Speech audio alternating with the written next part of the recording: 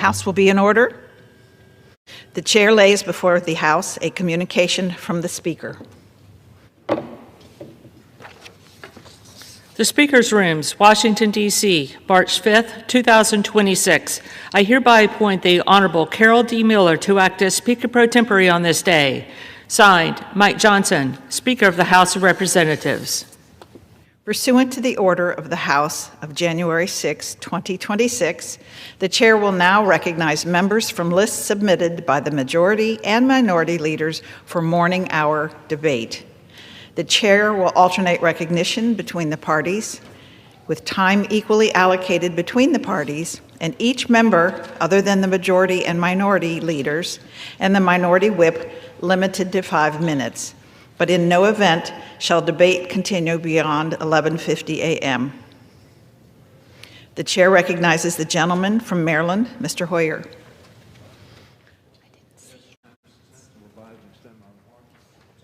Without objection.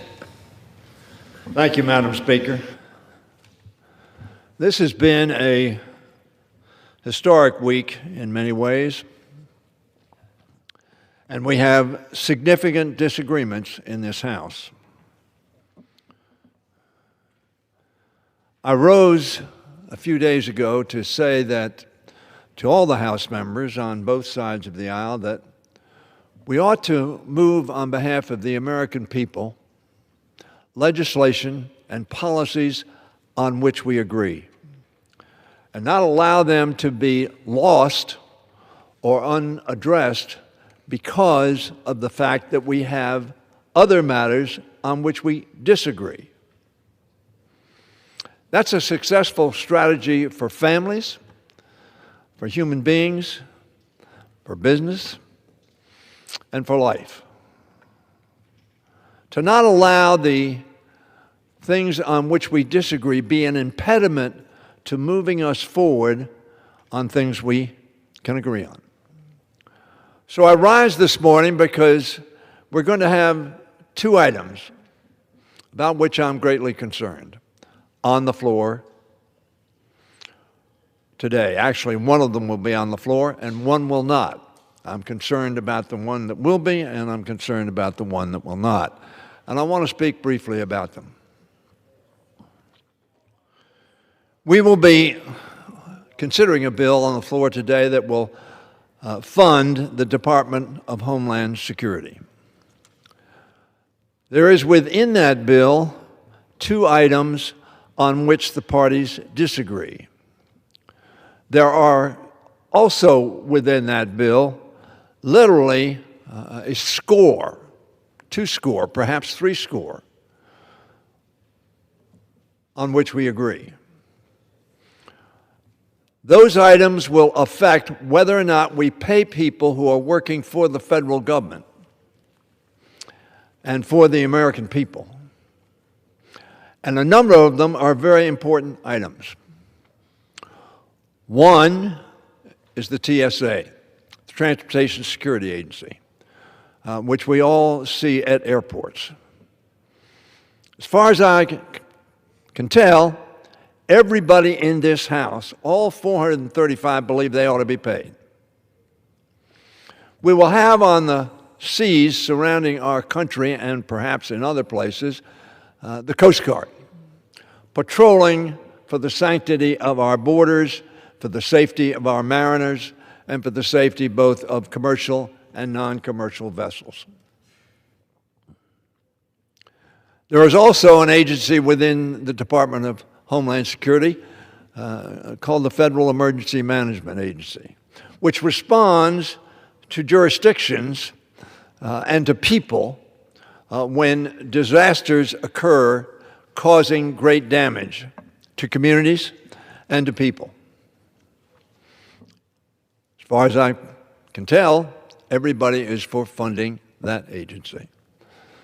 The Secret Service, particularly at a time of war, but at all times, has a very difficult job. They are called essential employees. And so they are working now, but they're not being paid. As far as I can tell, everybody in the House believes they ought to be paid. Now, we have a disagreement over the way that the ICE, otherwise known as the Immigration Service, is handling its work, its duties. Some of us believe that they are doing things that are outside the boundary of the Constitution, the laws of our country and our states, and the norms of police activity. It is a significant, important difference of opinion that ought to be argued, that ought to be resolved, and we resolve things through a vote on this floor.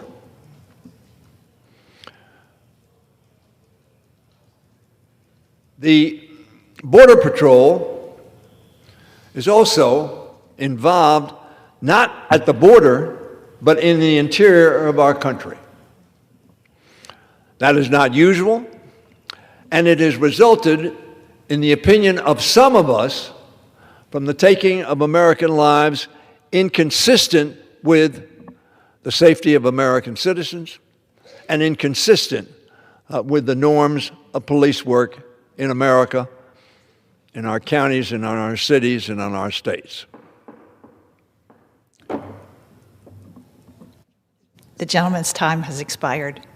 So I hope, in conclusion, that we will vote on a motion to recommit, which funds all of the federal employees in question and represents honestly to the American people that the Customs Agency and ICE are already funded and were funded at the beginning of this year.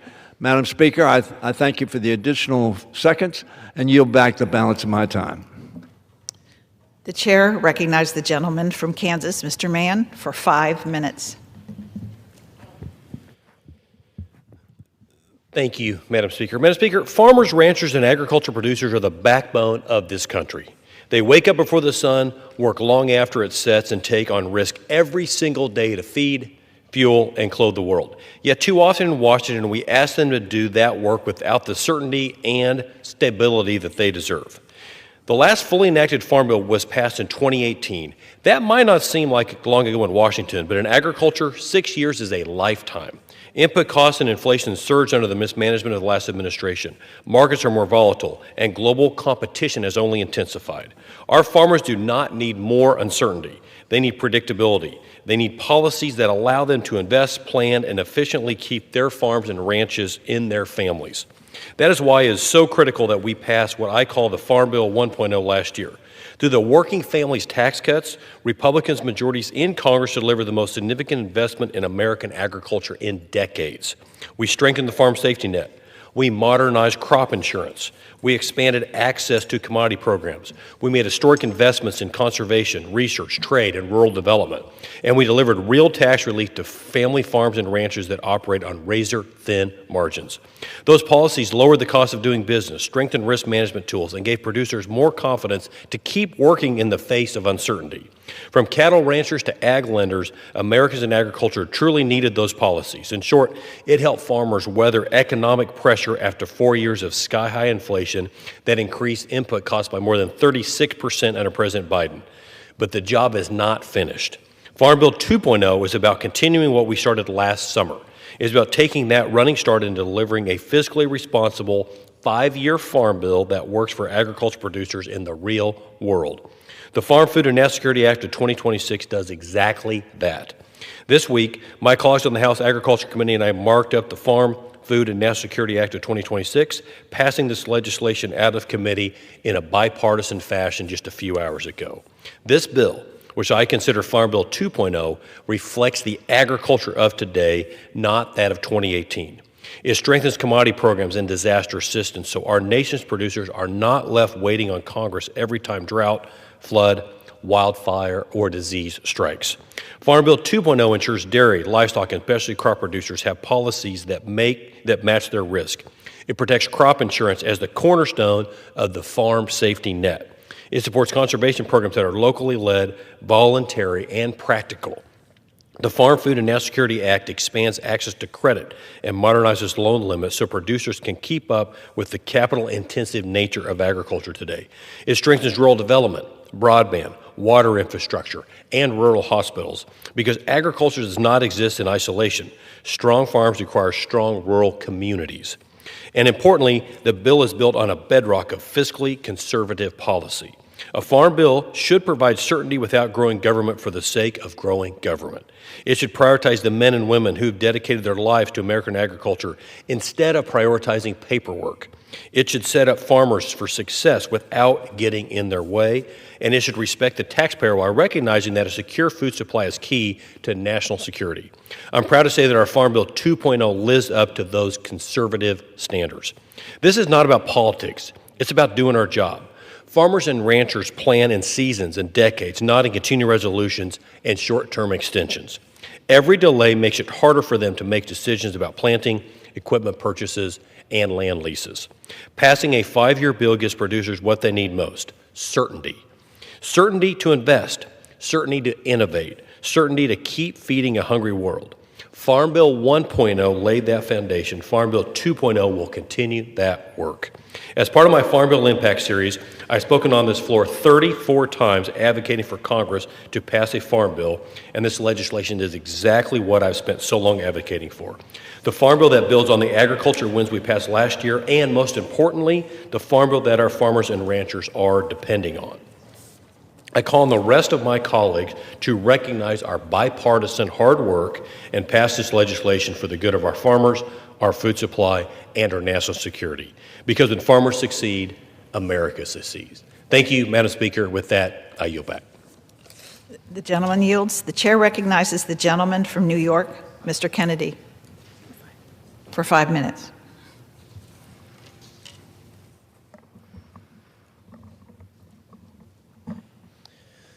Thank you, Mr. Speaker. I rise today to honor the life and legacy of a truly remarkable Buffalonian, John J. Heinger, who passed away at the age of 72 on January 1st, 2026. John's presence was woven into the fabric of Buffalo, and with his passing, our city has lost a pillar in our community.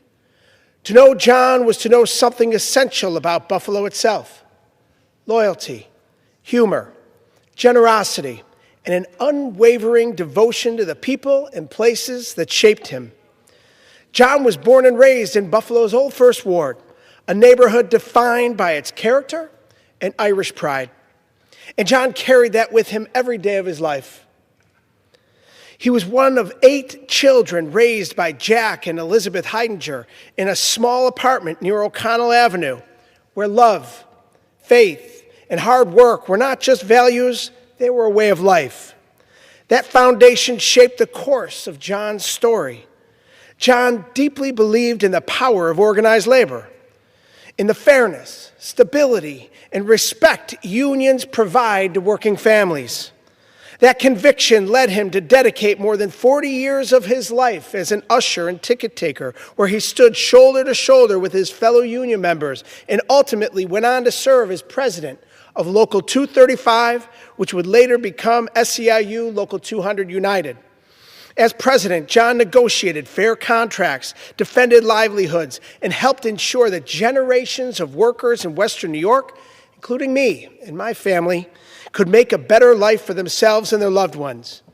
But if you grew up in Buffalo, chances are you knew John in another way too. In the early years of his career, John served as equipment manager for the Buffalo Sabres. He loved the team, the travel, the stories, the joy of being part of something larger than himself. John would even invite players, especially those far from home with nowhere to go, to his house for Thanksgiving dinner. That was John, making room at the table, always looking out for others, and always treating everyone like family. In so many ways, John was present for Buffalo's most cherished memories: Sabres games, Bills games, Bison's games, Shea's performances, Klein Hand's concerts, and the racetrack, the Aud, the Rock Pile, Pilot Field, the Ralph, and the arena. John was the familiar face at the door, the one who knew your name, the one who greeted you with a smile and made you feel welcome. But above all else, John's favorite role was being a devoted father to Michael, Suzanne, and Sarah, and a cherished papa to his grandson, Ethan. He was also a beloved friend and partner to Martha. May we honor John's memory by living with the same generosity, loyalty, and pride in where we come from that he showed throughout his life. To John's extensive family, friends, and loved ones, we hold you in our hearts. On behalf of a grateful city and on behalf of a grateful nation, may John J. Heinger rest in peace. I yield back. The gentleman yields. The chair recognizes the gentleman from Georgia, Mr. McCormick, for 5 minutes.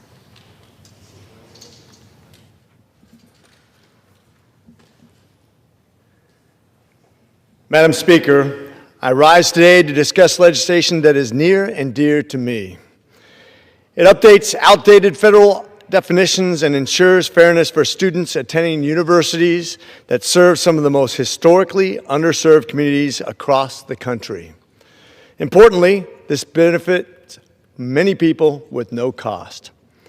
My last tour as a Marine was serving as the Marine Officer Instructor at Morehouse, Spelman, Clark Atlanta, and Morris Brown as an adjunct professor. I then had the distinguished honor of attending and serving as student body president at Morehouse School of Medicine. That experience shaped not only my medical career, but also my understanding of leadership, service, and the responsibility we have to expand opportunity to the next generation. Morehouse School of Medicine was founded to give opportunities to the underserved minority population and give them access to careers in healthcare and top quality medical education. Its mission is clear: to serve the underserved. Yet for far too long, federal policy has failed to keep pace with that mission. This mission that harkens back to the core principles for the foundation of the Republican Party itself is a vital promise that we should always strive to uphold. Outdated definitions and statute have limited students at institutions like Morehouse to the resources and support they rightfully deserve. My bill has one small step to help correct that. It modernizes federal language so that historically black colleges and universities and other historically underserved institutions are treated fairly and equitably under the law that we intend. It ensures that students training to serve in rural communities, urban neighborhoods, and medically fragile populations are not disadvantaged by bureaucratic technicality written decades ago. As a graduate of Morehouse, I have seen the extraordinary talent and commitment of students who are determined to make a difference. They deserve policies that recognize their value and support their success. Morehouse's legacy is incredible. I had the privilege of learning from Dr. David Satcher, the former Surgeon General of the United States and a towering figure in public health. His leadership set a standard of excellence and service that continues to guide my work today. The broader Morehouse community has helped shape our nation through leaders like Dr. Martin Luther King Jr., whose moral clarity transformed America, and Jay Johnson, who served as Secretary of Homeland Security, Edwin Moses, an Olympic gold medalist who exemplified discipline and determination, Samuel L. Jackson, whose artistic achievements are recognized worldwide, and Admiral Alvin Halsey, who had a long and distinguished military career. These individuals reflect a tradition of excellence, resilience, and service. The students walking the halls today carry that same potential. This legislation is about ensuring that federal policy aligns with the legacy that we are trying to establish. This is about opportunity, and it's about strengthening the pipeline of leaders, physicians, scientists, and public servants our country so urgently needs.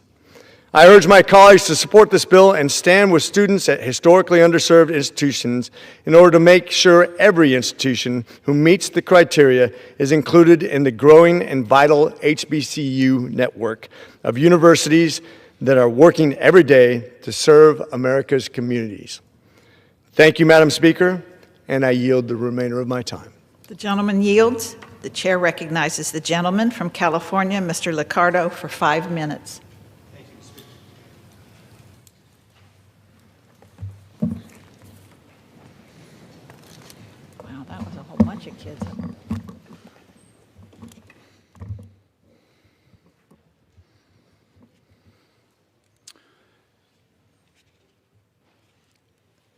Speaker, I rise today to honor the life and legacy of a great and a very good man, Mr. Louis Lon Norman II of Montecito, California, a beloved businessman, philanthropist, and community leader.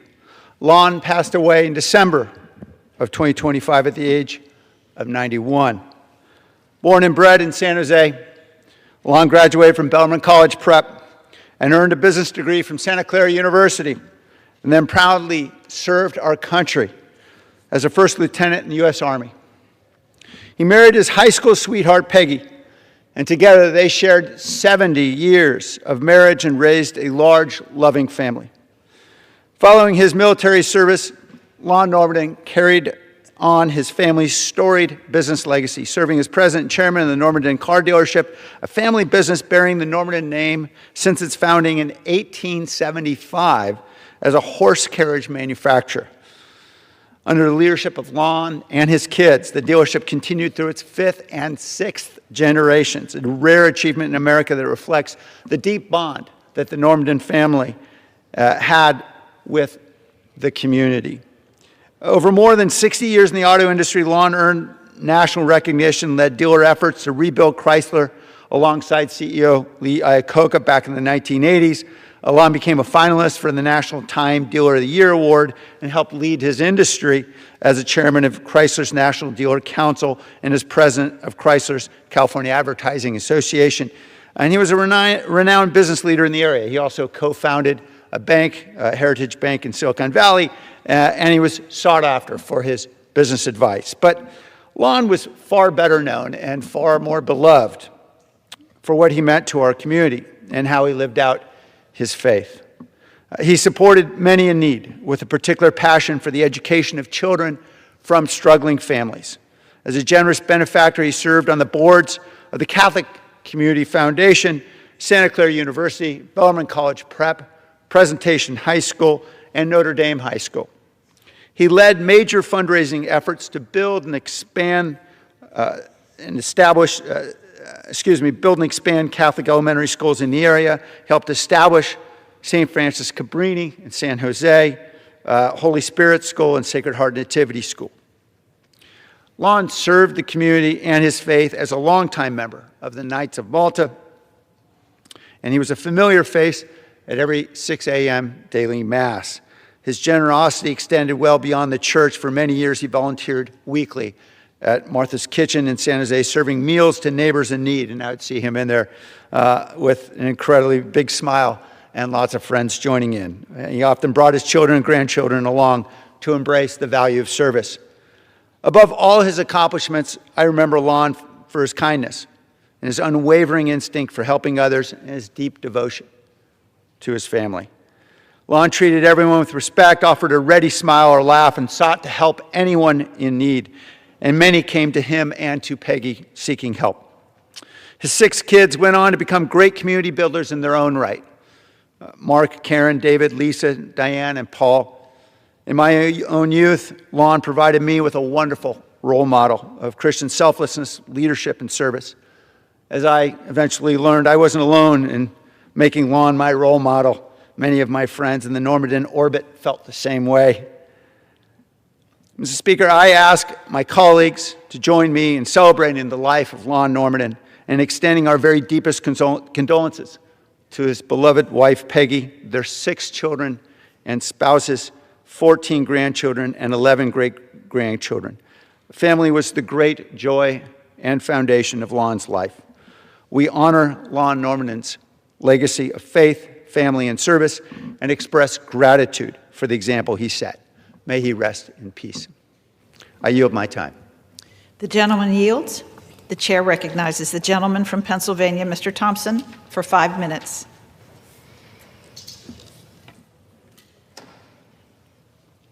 Thank you, Madam Speaker. I rise today to recognize American Red Cross Month, which has been celebrated every March since 1943. The American Red Cross was founded by Clara Barton in 1881 with the noble mission of serving people in need.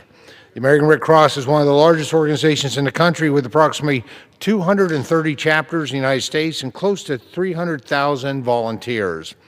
American Red Cross Month was first recognized during World War II with President Franklin D. Roosevelt urged individuals to assist with the nation's growing humanitarian needs.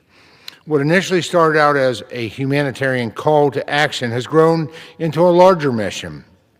Now communities across the country come together to help those in need. The bond between the American Red Cross and the United States government is defined by more than a century of service. Since the organization's formal chartering in the early 1900s, the American Red Cross has had a hand in providing aid to our military personnel and their families. The organization was pivotal in assisting service members and families during World War I and World War II.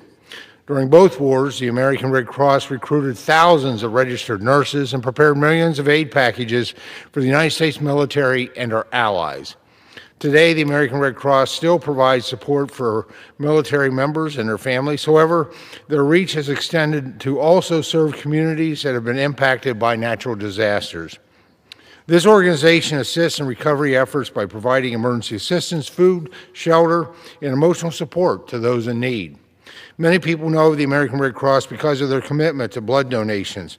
On average, they collect nearly 4.5 million blood donations and provide almost 40% of our nation's blood. In addition to humanitarian aid relief and blood donations, the American Red Cross has been training and educating people for over a century. The organization provides training in first aid, CPR, water safety, lifeguarding, and other emergency response areas. Today, communities across the United States are safer because of the large number of people who have become American Red Cross certified. With training, these people can identify an emergency and step in to provide care. I thank all the American Red Cross volunteers who work tirelessly to serve others and care for those in need.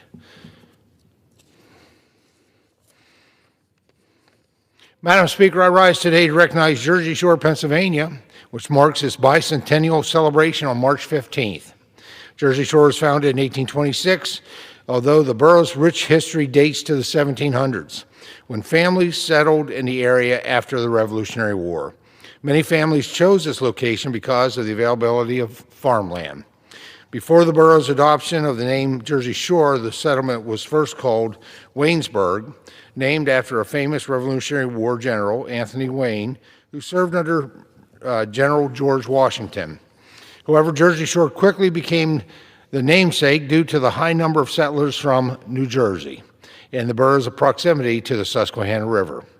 Established along the banks of the Susquehanna and near numerous state parks, Jersey Shore, also known as the gateway to the Pine Creek Valley, offers visitors the chance to hike, bike, fish, and kayak. Jersey Shore is a true reflection of Main Street charm and American values. It is an area many people from the Commonwealth are proud to call home. Congratulations to the Jersey Shore Borough on this momentum milestone. Madam Speaker, I want to take the opportunity to thank the members and the staff of the House Agriculture Committee. Early this morning, we finished up 20 hours of marking up and ultimately passing the Farm Food and National Security Act of 2026. A strong bipartisan bill passed 2-1 out of committee. I appreciate all the members on the committee who contributed and helped to refine this bill, and we look forward to bringing this legislation that really serves America's #1 industry, agriculture, and all those farm families and ranch families and the communities of rural America. I look forward to getting this to the floor and ultimately to the President's desk. With that, Madam Speaker, I yield back the balance of my time. The gentleman yields. The chair recognizes the gentleman from New York, Mr. Latimer, for 5 minutes. Thank you, Madam Speaker.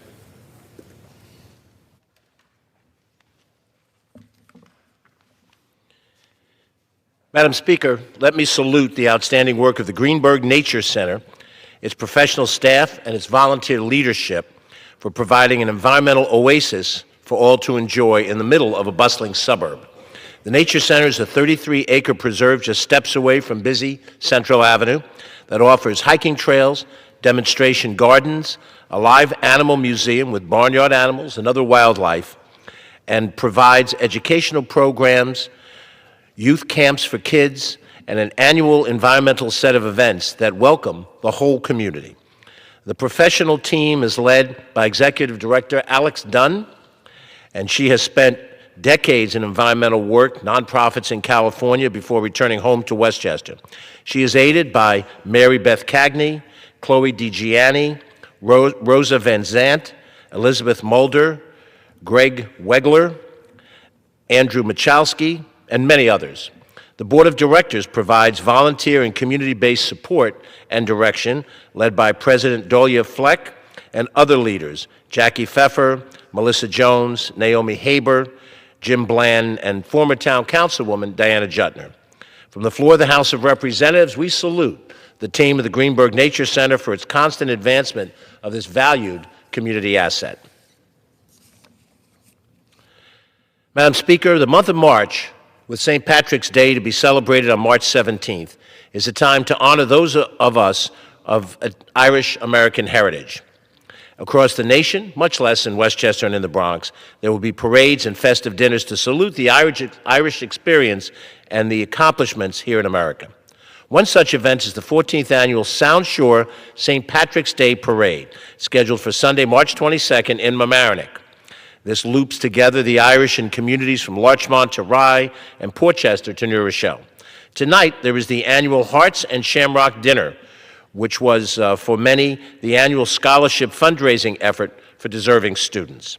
And at the dinner, the parade's 2025 Grand Marshal, Matt McCauley, will turn over his sash to the parade's 2026 Grand Marshal, Joe Carvin.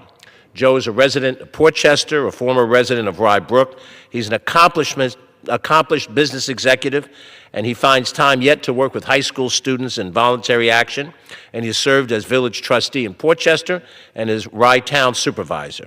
I regret being unable to join them tonight, but we salute Matt and Joe, parade leaders Joe Morrow and Michael Murphy as they celebrate together. From the floor of the House of Representatives, this grandson of Enniskillen in County Fermanagh sends our very best.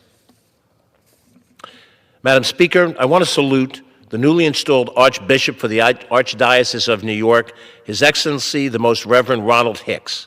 Archbishop Hicks has assumed the spiritual leadership for the 2.8 million member Catholic community that includes Westchester and the Bronx, succeeding the much-loved Timothy Cardinal Dolan, who served for 16 years. Archbishop Hicks was most recently in charge of the Diocese of Joliet, Illinois, and is well known by Pope Leo, also an Illinois native, who made this key assignment. The New York Archdiocese has 300 parishes and also runs 153 schools with an aggregate enrollment of 49,000 students, runs a seminary, cemeteries, and links with various Catholic charitable organizations. A native of Illinois, Archbishop Hicks was ordained to the priesthood in 1994, served in local parishes as a seminary dean and an important assignment in Latin America before becoming a bishop. From the floor of the House of Representatives, we welcome Archbishop Ronald Hicks to New York, and we wish him great success in his pastoral services and in his church leadership. Thank you, Madam Speaker, and I yield my time. The gentleman yields. The chair recognizes the gentlewoman from New York, Ms. Maliotakis, for 5 minutes.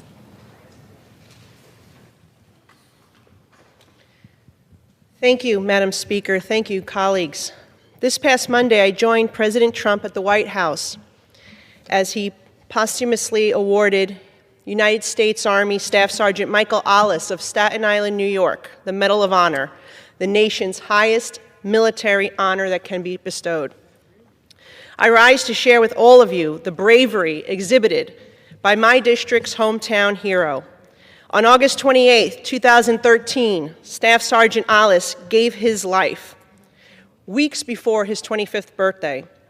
And he gave his life to save an Allied soldier during a Taliban raid on Forward Operating Base Ghazni in Afghanistan, after a truck carrying 3,000 pounds of explosive slammed into the base and terrorists advanced. Without wearing any armor, Staff Sergeant Alice fired back, then chose selflessness and placed himself between a suicide bomber and a fellow Allied soldier. He did not pause. He did not stop to calculate. He acted, knowing that the cost would be his life. But he chose to save the life of a NATO ally, Polish Second Lieutenant Karol Serpika. Michael's courage, selflessness, and sacrifice represent the very best of our nation, earning him the Purple Heart, Bronze Star, Silver Star, and Distinguished Service Cross, as well as the Grand Cross of the Order of Merit of Poland, the highest Polish decoration for a foreigner. On Staten Island, we are so proud of Michael. We have a ferry named after him. The Veterans of Foreign Wars Post 9587 is also named for Michael. The Michael Alice Freedom Foundation supports veterans and students in his memory, continuing his legacy of service to others. But the Medal of Honor, a statement of national memory, tells the entire world and future generations the courage, the patriotism, the sacrifice, and the service exhibited by Michael Alice, all values that the United States hold sacred. His final act requires no embellishment or argument. It stands on its own, resolute and selfless, and is worthy of the highest military recognition our country can bestow. We are grateful to President Donald Trump for recognizing Staff Sergeant Alice's extraordinary heroism, and today I add this tribute to the official congressional record. We congratulate his family, especially his parents, Bob and Linda, who accepted the honor, and the entire Staten Island community who worked tirelessly to ensure that the ultimate sacrifice made by our hometown hero, Michael Alice, received the recognition it deserves.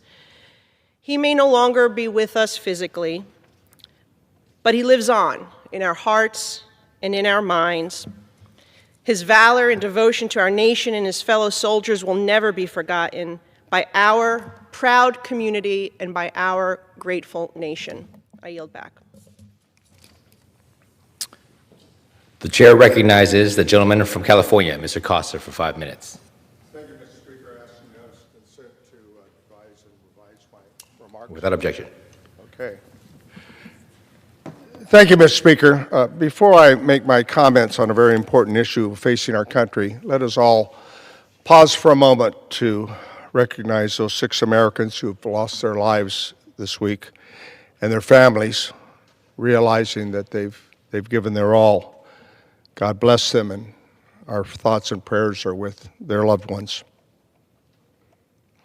Mr. Speaker, today I rise to talk about something that touches every family as well, and every community, and that's hunger.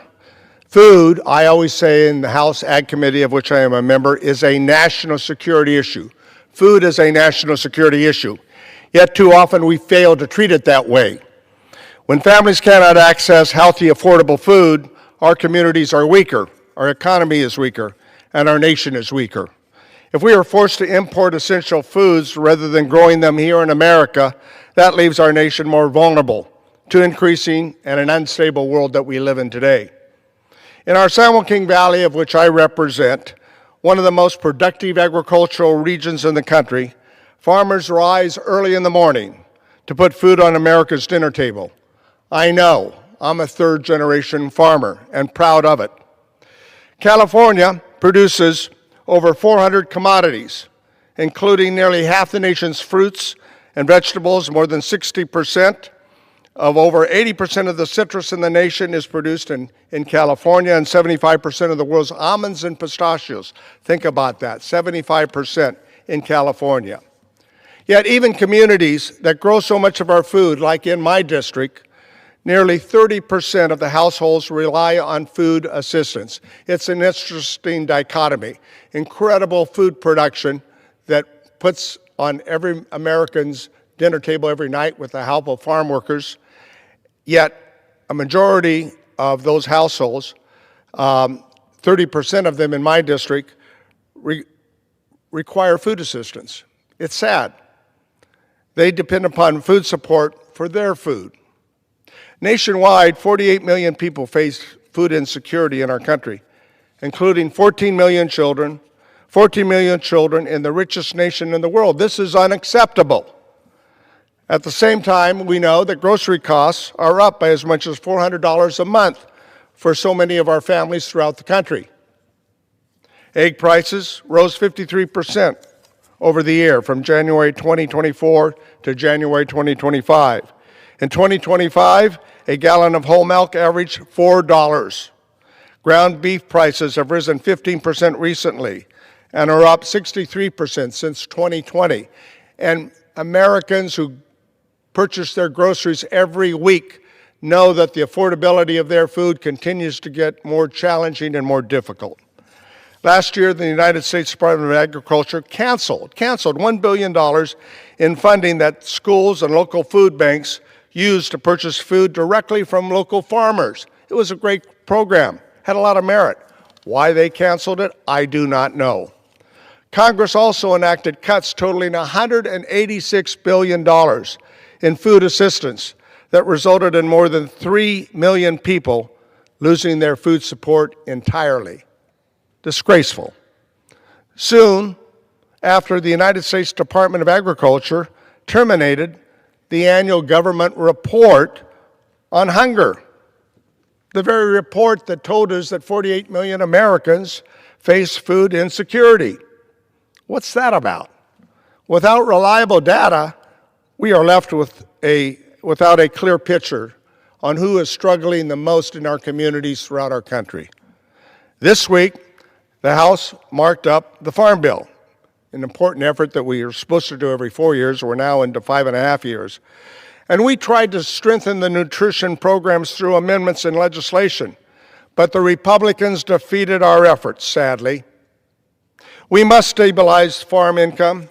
We must allow producers to fall behind, whether we invest in local food systems or just let them disappear. Food is a national security, and the Farm Bill affects grocery prices, crop insurance, school lunches, rural economies. So this year we must pass a bipartisan farm bill, and I am doing everything I can, working with my colleagues across the aisle in the Senate. Because, Mr. Speaker, food is a national security issue. That's the bottom line. In the Central Valley that I represent, the San Joaquin Valley, families are spending over $1,000 a month on groceries. The affordability question is real. Farmers are navigating misguided tariffs policy and volatile markets, disease outbreaks. In the richest country in the world, we should not accept this system. Hard-working farmers shrinking margins while families struggle to afford their groceries. Let's support our farmers. Let's feed our families. Let's feed our children. I yield back the balance of my time. Thank you. The chair recognizes the gentleman from Michigan, Mr. Bergman, for 5 minutes.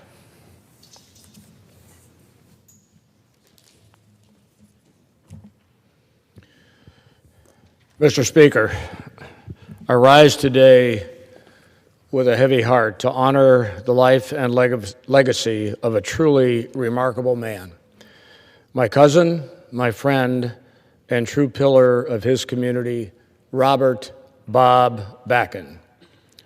Bob passed away on February 15th at the age of 83, leaving behind a legacy defined by service to his family, his students, and the community he loved so deeply. You know, life and tomorrow are never guaranteed. Little did any of us realize that when I met with Steve, his son, Steve's wife Lee, and their granddaughter Charlie about 10 days ago to think about the planning of the Bob's Memorial Service, that today I would be extending condolences to Steve and Charlie on the passing of their mother, Lee, unexpectedly last Sunday. Again, life and tomorrow are never guaranteed. The only thing that is guaranteed is God's love and God's forgiveness. Born in Highland Park, Michigan, and raised in Ironwood, Bob devoted his life to learning and to helping others succeed. After earning his bachelor's degree from Northland College and a master's in education from Northern Michigan University, he moved to Houghton, Michigan in 1967. For the next 35 years, he taught U.S. history and government at Houghton High School, shaping the minds and the character of generations of young people. To many of his students, he was simply Mr. B, but to the community, he was much more than a teacher. Bob was a mentor, a coach, and someone who believed deeply in investing in young people. He coached basketball and golf, and even after his coaching days ended, he stayed involved in athletics as a referee, bringing fairness, enthusiasm, and integrity to every game he worked. He was that kind of referee on the basketball court who celebrated the players of both teams on a shot well played, and sometimes would chastise them a little bit for them being on the outside the edges of the rules. In fact, he told me a story one time. He said to his class, it was the beginning of November, and he said, you know, November 15th here in northern Michigan is not a holiday. Just because it's the opening of deer season doesn't mean you get a day off of school. However, if a few days after the 15th, if there's some fresh venison on my desk, your grades won't suffer. That was the kind of guy Bob was when it came to engaging his students and celebrating life as it was meant to be for these young high schoolers. Bob believed that service to community didn't stop at the classroom door.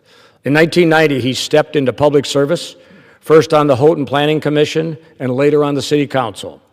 In 2008, he was elected mayor of Houghton, a position he held with pride and dedication for more than a decade.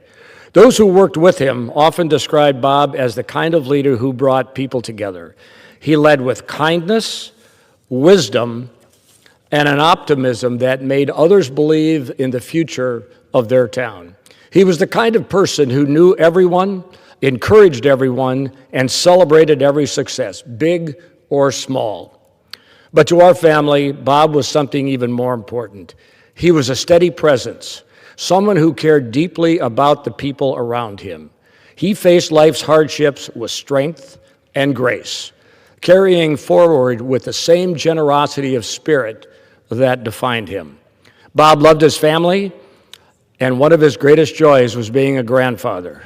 He took pride in watching that next generation grow, just as he had taken pride in helping the generations of students find their way. And as his granddaughter Charlie heads off to Miami of Ohio this fall, I know she's going to take the memories of her grandpa with her and celebrate that every day.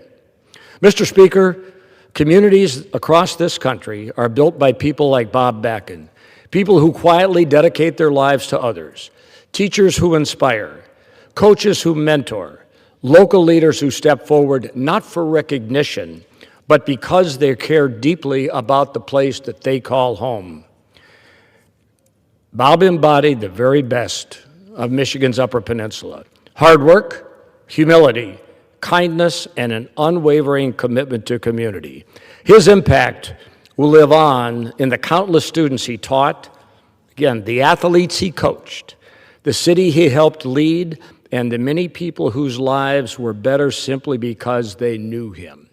And whenever you hear the song Sweet Caroline, you think about Bob humming that somewhere and leading the chorus. That was his song, and I'm sure he's still singing it up in heaven now. I will always be proud to call him my cousin and friend. May his memory be a blessing and an inspiration to all who knew him. Thank you, Mr. Speaker, and I yield back. The chair recognizes the gentleman from Florida, Mr. Frost, for 5 minutes. Thank you, Mr. Speaker. Today I rise to talk about the investigation and horrific crimes of Jeffrey Epstein.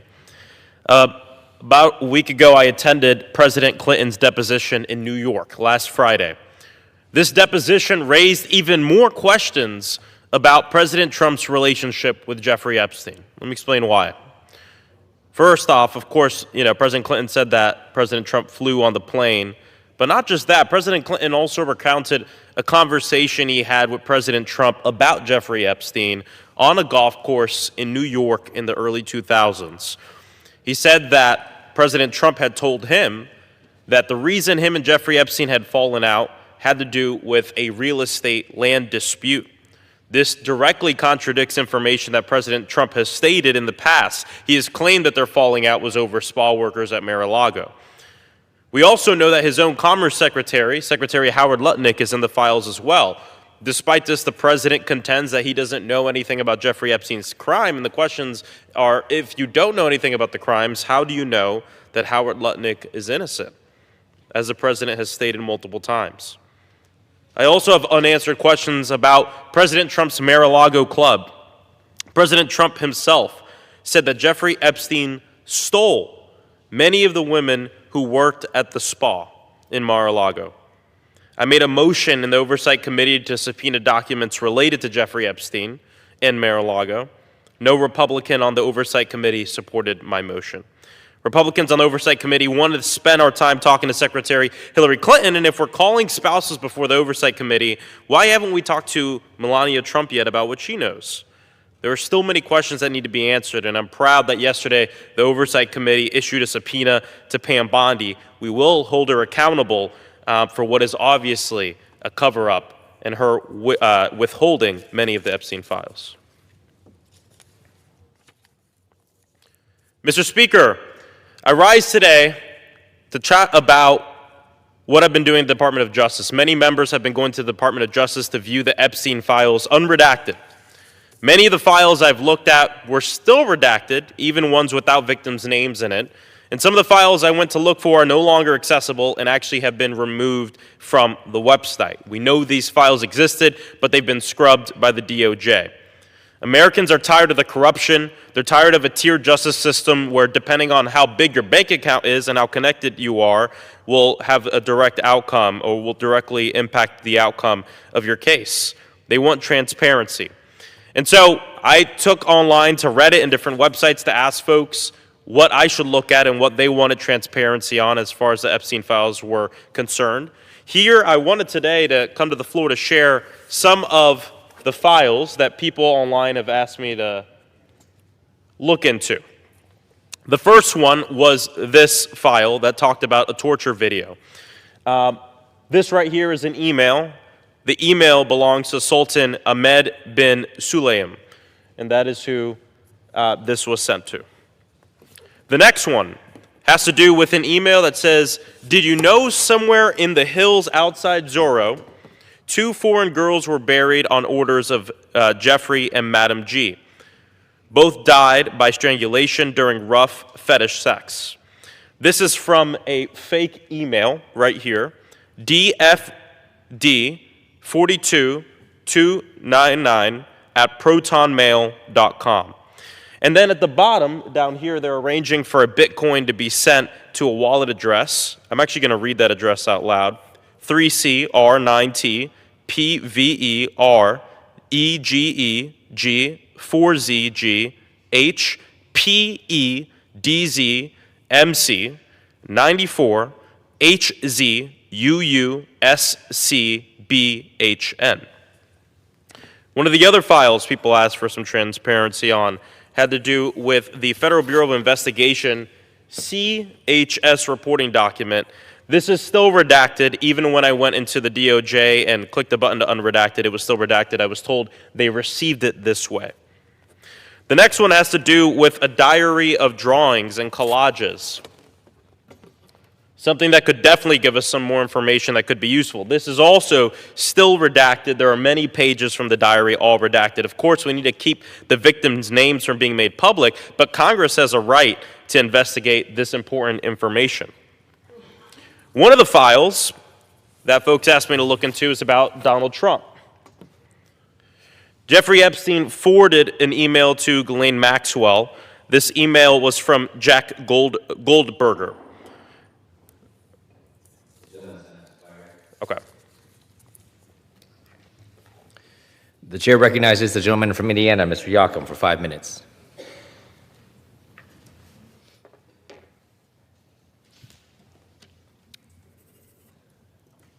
Mr. Speaker, yesterday we lost a giant. Growing up in South Bend, Coach Holtz was more than a football coach. He was a living legend. When I was young, my family took me to a Notre Dame hockey game, and We were walking up late, so there was nobody else around. And appearing out from the shadows, you could see the silhouette of Coach Holtz. My father asked if he had a moment to say hello and sign autographs for us. You know, Coach could have just blown us off, but he didn't do that. He walked straight up to me, got down on one knee, stuck out his hand and said, "Hi, I'm Coach Holtz. What's your name?" That moment for me became a lifelong lesson. It taught me that no matter who you are or where you go in life, you're never too important to say hello to someone that wants your time. That's exactly who Coach Holtz was. A national champion, a Hall of Fame coach, sure. But even more importantly, he was an extraordinary person. He's someone who brought out the best of people. He got more out of people than they ever believed possible. He inspired them to be the best that they could be, and he set a high standard of excellence that the people around him could only hope to achieve. Sally Ann and I lift up the Holtz family in our prayers. Thank you, Coach, for the memories. Thank you for your positive influence on the South Bend community and Notre Dame at large. Go Irish. Mr. Speaker, I yield back. The chair recognizes the gentlewoman from Ohio, Ms. Sykes, for 5 minutes. Thank you, Mr. Speaker. As we come off the observance of Black History Month, we are reminded of a story of courage, scholarship, and action that helped reshape how America understands its past. Black History Month began with the work of Carter G. Woodson, who believed that contributions of African Americans must be visible, taught, and celebrated. In 1926, he created Negro History Week to highlight Black achievement and make space in our nation's story for those who are often ignored. But it was Kent State University, my alma mater, in 1969 and 1970 that students decided that 1 week was not enough. Black students and educators argued that history this rich and important deserved at least a full month. Students from the Black United Students Organization proposed expanding the observance into what we now know as Black History Month. In February 1970, Kent State became the first campus to celebrate a month-long event, 6 years before it became a national observance. As someone who attended Kent State and studied in Oscar Ritchie Hall, I know firsthand the power of students demanding more truth, more justice, more inclusion. Their voices shaped one of many national movements, showing how change can start with those who are willing to speak up. Although February has ended, the lessons of Black History Month do not end with it. History shapes our identity as a nation, good, bad, and everything in between.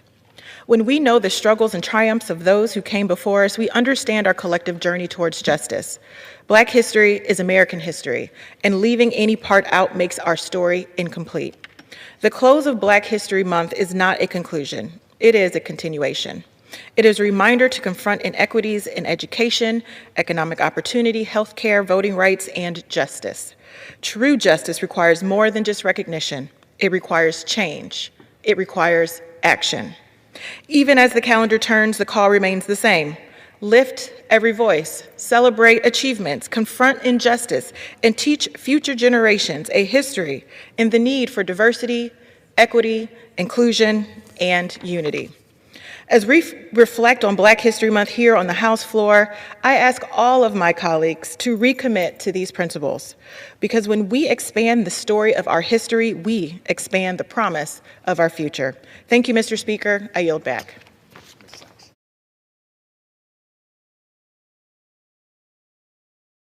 The chair recognizes the gentleman from North Carolina, Mr. Davis, for 5 minutes.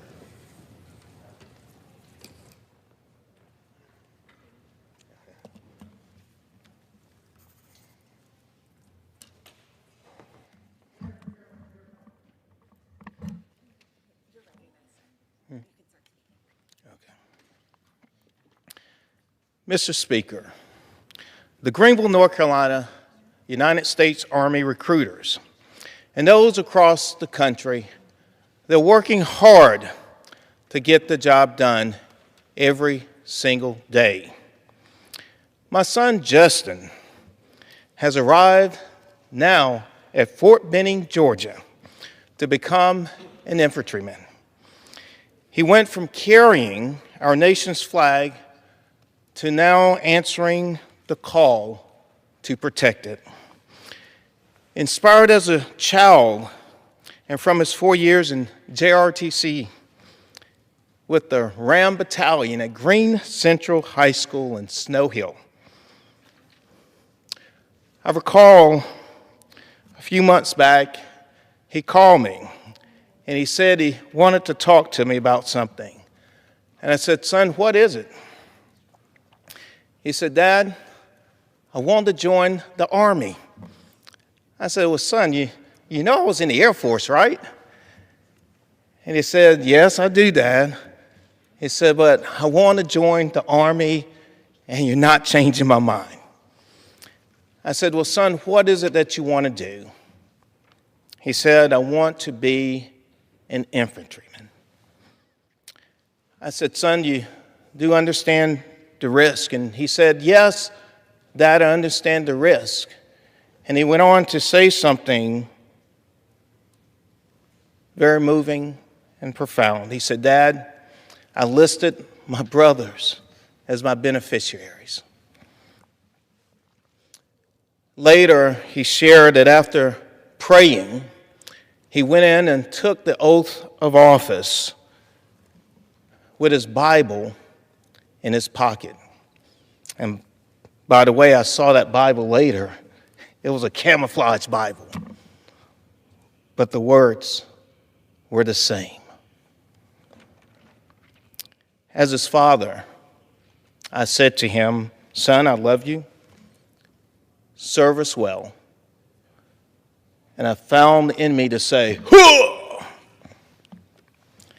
Mr. Speaker, I pause to give a special shout out in recognition to Major Morales, Sergeant Penhallow, his JRTC instructors, to Sergeant Head, who was really instrumental in sharing with Justin about the Army, Sergeant Young, who reminded all of us that you don't just recruit soldiers, but you recruit families. As a member of the House Armed Services Committee, I must admit that I'm a proud father. I'm a proud father. Decisions that I make serving on the House Armed Services Committee have become just so personal. But I want everyone to also understand I can't be willing to ask any parent across this country to send their son or daughter without giving mine. The last words that Justin shared with me before he was leaving, he said, "Dad, I'm going to make you proud." To my colleagues, oh God, he has more than made me proud. To all the recruits who are shipping out to serve our country, and especially right now during these challenging times. I was taking them to MAPS in Raleigh. This was over the weekend. But during these challenging times, I want to thank every single recruit with all of my heart. Thank you for your bravery. Thank you for your courage. Thank you for your willingness to serve our country. Thank you for your love for America. And to every recruit, I share the same words that I shared with my son. Be strong and be of good courage and be all that you can be.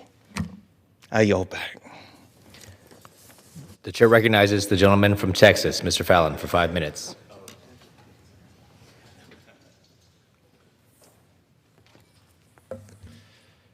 Thank you, Mr. Speaker. Yesterday, a legend was called home. Lou Holtz passed away surrounded by his loving family, and I know Coach, if he had to choose, wouldn't have it any other way. Coach Lou Holtz will forever be a national treasure. He's a Hall of Fame coach, and he earned it. And he was born in modest means on January 6, 1937. His parents, Andrew and Anne Marie, raised him near a small mill town in West Virginia, right on the border in Liverpool, Ohio. Coach went on to play linebacker. I think he probably was 135 pounds soaking wet, but he was a linebacker at Kent State. And he used to joke about, when he would give some of his great speeches, that he graduated third in his class, third from the bottom, not the top. And he went on, and when he's 34 years old, he was having a tough time in life, so he wrote down 107, and then it became 108 life goals. One, Johnny Carson. He wanted to be a head coach, he wanted to win a national championship, and many other goals. He achieved, if he didn't achieve all of them, he achieved nearly all of them. He became a head coach at William and Mary, then at North Carolina State, and then 1 year with the New York Jets when Joe Namath was there. That didn't go too well, so his calling was back in college, and he went to the University of Arkansas. He had wild success there, and then the University of Minnesota. In his contract, he could leave for one school, and that school was the University of Notre Dame. And we won a national championship there in 1988, a very special time. Coach Holtz coached many great Americans. Byron Spruill, Pat Eilers, Rod West, Tony Rice, Derek Brown, Reggie Brooks, Ricky Waters, Jerome Bettis, Steve Berline, Andy Heck, Ron Meyer, James Dillard, Antoine Lark, and one of 1,500. I got the privilege to, I used to joke, I didn't necessarily play for Coach Holtz, I practiced for him. But Coach used to say you should have 4 things in life: something to do, someone to love, someone to believe in, and something to hope for. And I want to share with you all, he was in hospice, he passed away yesterday. But, you know, when you're in hospice, you know the end's coming. And this is what I shared with Coach Holtz. I sent him a text last month. I'm going to read it to you. Coach, I'm sitting in my office in the U.S. Capitol, and I know one thing for certain. I wouldn't be here right now had I not crossed your path. In short, you're a legend, and I love you. I had the honor of introducing you about a half dozen times over the last decade or so. And if you read Coach Holtz's bio, it's going to tell you that he has 2 sons. But that is wildly inaccurate. He has 1,502 sons.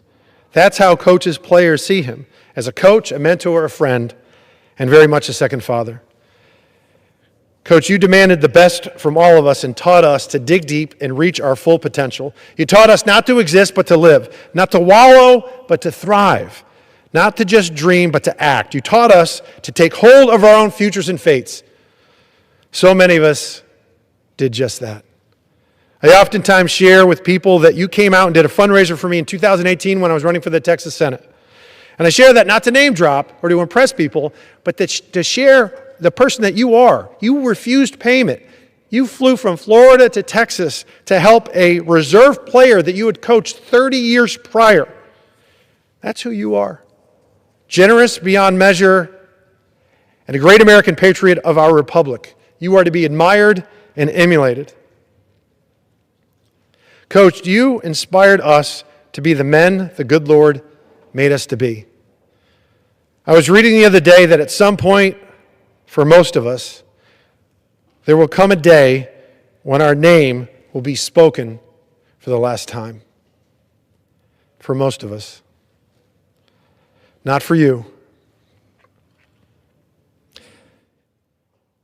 Your name will live on for eternity. Because you're a legend. And you know what, Coach? Damn it, you earned it. Coach Lou Holtz, God bless you. And Coach,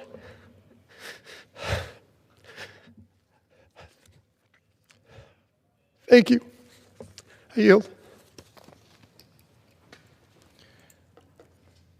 Pursuant to Clause 12A of Rule 1, the chair declares the House in recess until noon today.